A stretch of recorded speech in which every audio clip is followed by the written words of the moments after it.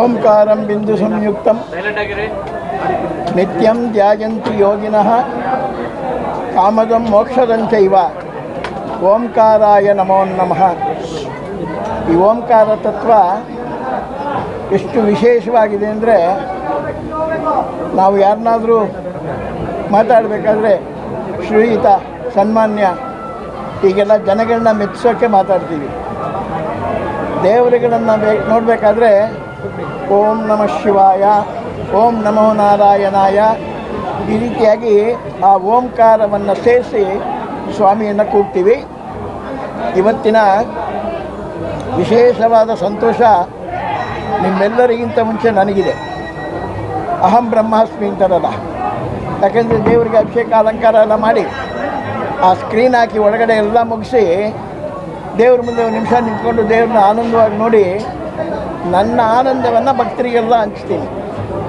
ತಾಯಿ ತನ್ನ ಮಗುಗೆ ಎಲ್ಲ ವಿಧವಾದ ಬಟ್ಟೆ ಬರೀ ಎಲ್ಲ ಹಾಕಿ ನೋಡಿ ಸಂತೋಷ ಬಿದ್ದು ಒಂದು ಕಪ್ಪು ಚುಕ್ಕೆಯನ್ನು ಕೆನೆ ಮೇಲೆ ಇಡ್ತಾಳೆ.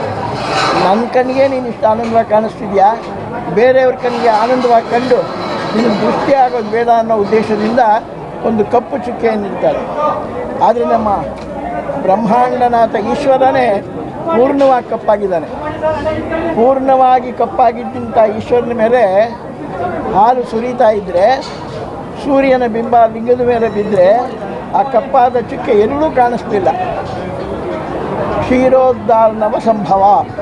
ಆ ಹಾಲಿನ ಆನಂದದಿಂದ ಸ್ವಾಮಿ ತನ್ಮಯನಾಗಿ 6 ಸೆಕೆಂಡ್ಗಳ ಕಾಲ ಸ್ವಾಮಿ ಮೇಲೆ ಇವತ್ತು ಸೂರ್ಯ ಪೂಜೆ ನಡೆದಿದೆ. ನಮ್ಮ ಇಚ್ಛೆ ಎಲ್ಲ 5 ಗಂಟೆ 2 ನಿಮಿಷ ಅಂತ ನಮಗೆ ಮೊನ್ನೆಯ ಒಂದು ನ್ಯೂಸು. ನಿನ್ನೆ ಸೂರ್ಯ ಬರಲೂ ಇಲ್ಲ, ದೇವರಿಗೆ ಪೂಜೆನೂ ಆಗಲಿಲ್ಲ. ನಾಳೆನೂ ಇದೇ ರೀತಿ ಆದರೆ ಬಹಳಷ್ಟು ಮನಸ್ಸಿಗೆ ಸಂಕುಷ್ಟತೆ ಆಗುತ್ತೆ. ನೋಡಿ, ಏನೂ ಇಲ್ಲ, ಸೂರ್ಯ ಬಂದ, ತನ್ನ ಪೂಜೆಯನ್ನು ಮಾಡ್ದ, ಉತ್ತರಾಯಣಕ್ಕೆ ಪ್ರವೇಶ ಮಾಡೋಕ್ಕೆ ಹೊರಟ್ಬಿಟ್ಟ. ಹಾಗೆ ಅದೇ ರೀತಿಯಾಗಿ ಇವತ್ತಿನ ಆನಂದ ಬಹಳ ವಿಶೇಷವಾಗಿತ್ತು. ಇದರಿಂದ ಈ ನಮ್ಮ ರಾಜ್ಯ, ನಮ್ಮ ದೇಶ ಉತ್ಕೃಷ್ಟವಾಗಿರಲಿ, ಎಲ್ಲರಿಗೂ ಸಂತೋಷಕರವಾದ ವಿಷಯಗಳನ್ನು ತಂದುಕೊಡಲಿ. ಆ ಭಗವಂತನ ಇವತ್ತು ಸೂರ್ಯನ ಪೂಜೆಯಿಂದ ಇಡೀ ನಮ್ಮ ಜಗತ್ತು ಸಂತುಷ್ಟವಾಗಿರಲಿ ಅಂತೇಳಿ ನನ್ನ ಆರಂಭದ ಮಾತು. ದಯಮಾಡಿ ಒಂದೊಂದೇ ಪ್ರಶ್ನೆ ಚಿಕ್ಕದಾಗ್ತದೆ.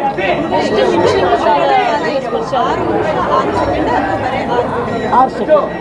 ಸಾಮಾನ್ಯವಾಗಿ ಸೂರ್ಯ ಎಲ್ಲೂ ನಿಂತ್ಕೊಳ್ಳಲ್ಲ. ನಮಗೆ ನಂದಿ ಭಾಗದಿಂದ ಹಾಗೆ ಪ್ರವೇಶ ಮಾಡಿ ಸೂರ್ಯ ಆ ದ್ವಾರಪಾಲಕರನ್ನ ನೋಡಿ ದ್ವಾರಪಾಲಕರ ಅನುಜ್ಞೆ ಪಡೆದು ತದನಂತರ ಪಾರ್ವತಿ ಹತ್ರ ಹೋಗಿ ಆ ಸೋಮಸೂತ್ರವನ್ನು ಪೂಜೆ ಮಾಡಿ ತದನಂತರ ಸ್ವಾಮಿ ಲಿಂಗದ ಮೇಲೆ ಬಿದ್ದಂತಹ ವೈಶಿಷ್ಟ್ಯತೆ. ಆ ಲಿಂಗ ಭಾಗದಲ್ಲಿ 6 ಸೆಕೆಂಡ್ಗಳ ಕಾಲ ಸ್ವಾಮಿ ಪೂರ್ಣವಾಗಿ ಅಲ್ಲೇ ಇದ್ದ.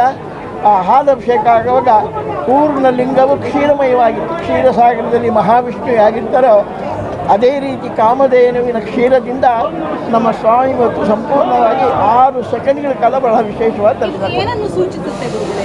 ನಾನು ಹೇಳಿದ್ನಲ್ಲ, ಶುಭವನ್ನು ತೋರಿಸೋಕೆ ಇದು. ಏಕೆಂದರೆ 1 ಸೆಕೆಂಡೋ ಅರ್ಧ ಸೆಕೆಂಡೋ ಇದ್ದು ಸ್ವಾಮಿ ಪಕ್ಕಕ್ಕೆ ಹೋಗಿದ್ರೆ ಏನೋ ಒಂದು ಅನಾಹುತ ಇದೆ ಅಂತ ಹೇಳಲಿಕ್ಕೆ ಇಚ್ಛೆ ಬೀಳ್ತಿದೆ. ಬಟ್ ಅಂಥ ಅನಾಹುತ ಯಾವುದೂ ಇಲ್ಲ.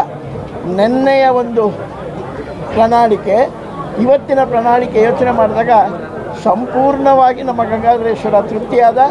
ಗಂಗಾಧರೇಶ್ವರನ ತೃಪ್ತಿಯಿಂದ ಇಡೀ ನಮ್ಮ ದೇಶ ಸುಖವಾಗಿರಲಿ ಅಂತ ಮತ್ತೊಮ್ಮೆ ಈಶ್ವರನಲ್ಲಿ ಪ್ರಾರ್ಥನೆ.